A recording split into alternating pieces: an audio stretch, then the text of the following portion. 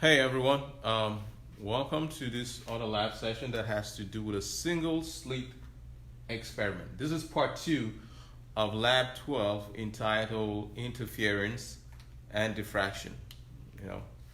And so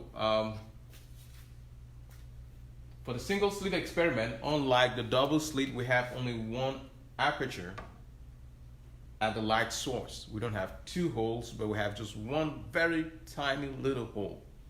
And when light goes through that hole, just like every waveform, what happens is the light signal bursts open.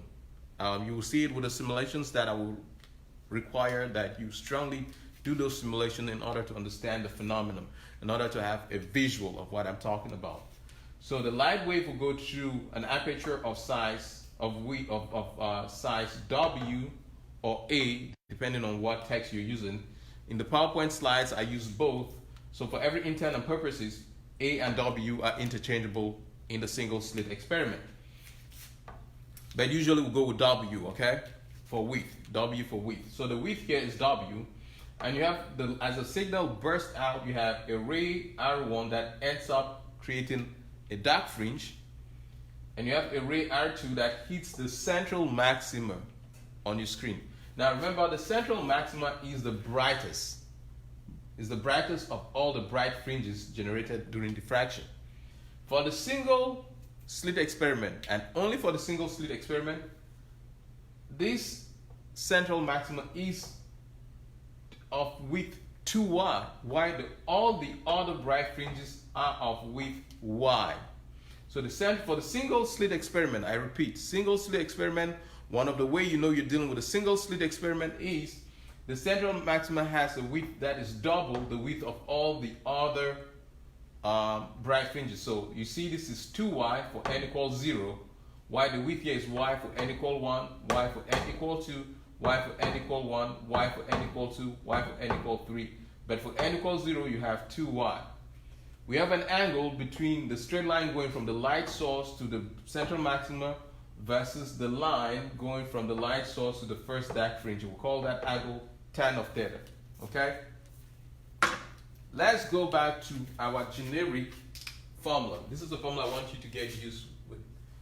Every time you have diffraction, you start with this formula, where n corresponds to the number associated to the fringe you're dealing with. Lambda is the wavelength of your light signal, d is the size of your aperture, and sine of theta, theta is the angle here.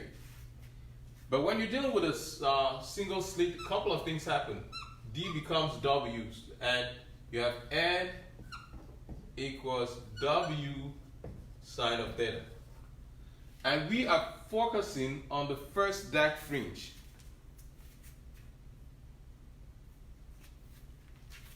So note that, let me clarify this. The N1s and N2s in the single slit correspond to the dark fringe here. So the first dark fringe is N equal 1. The second dark fringe is N equal 2. Then you have N equal 1, N equal 2, and so on. But N equals 0, which is not a dark fringe, is the center of your bright fringe, okay? So just know that N1, N2, N1, N2 are the dark fringes, while N0 is the center of your bright fringe, okay? So we are dealing with the first bright fringe. That means we're dealing with N equal 1.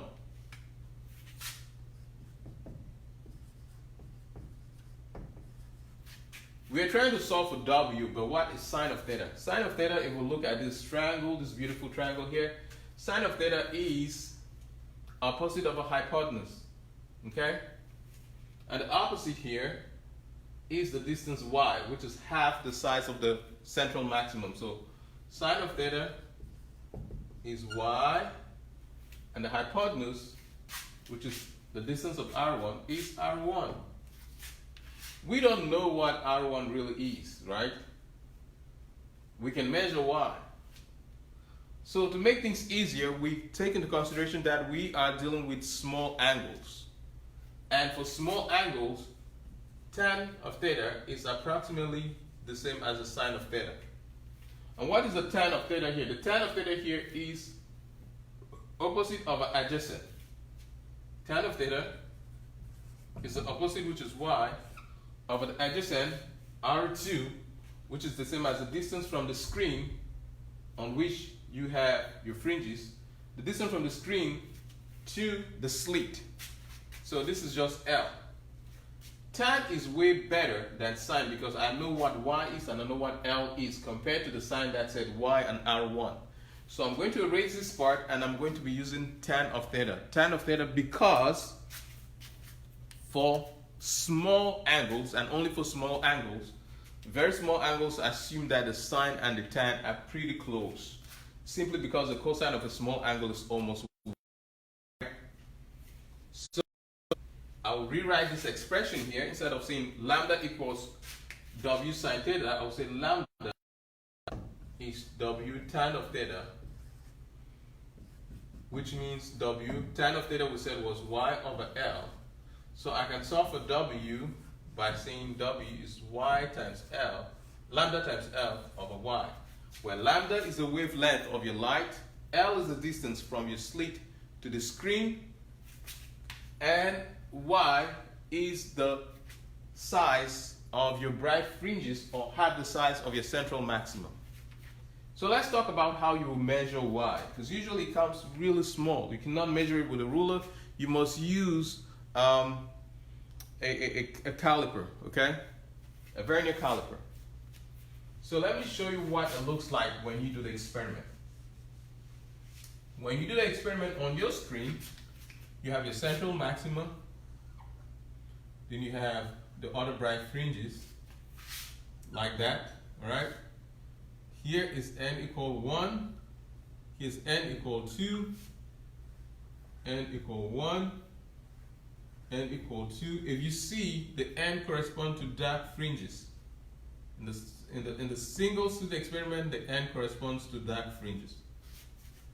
The only n that falls on the bright fringe is the n equals 0, which is at the center of the bright fringe, of the central maxima. And remember, the central maxima has a distance of 2y, while all the other bright fringes are just of width y.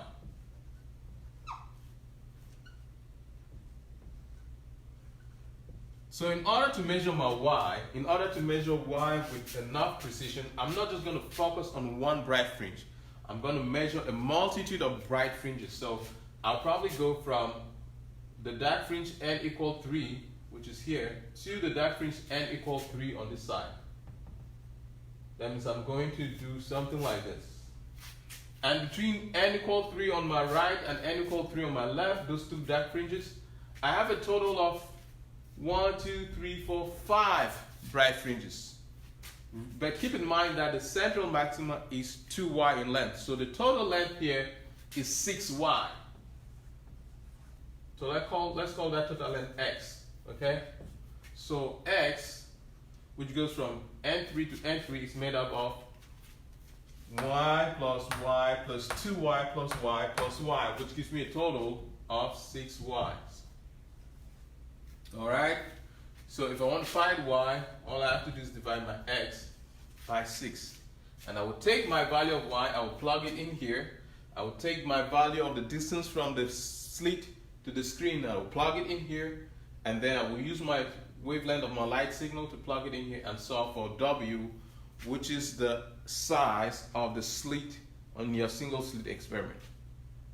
I hope this very tight board and this quite not so perfect lecture helps you understand what is going on. I will require for you to do some simulations in online, which I will prescribe, but as well as do the calculations. For those who do the lab report, you do the calculations and you find your uncertainties. Thank you.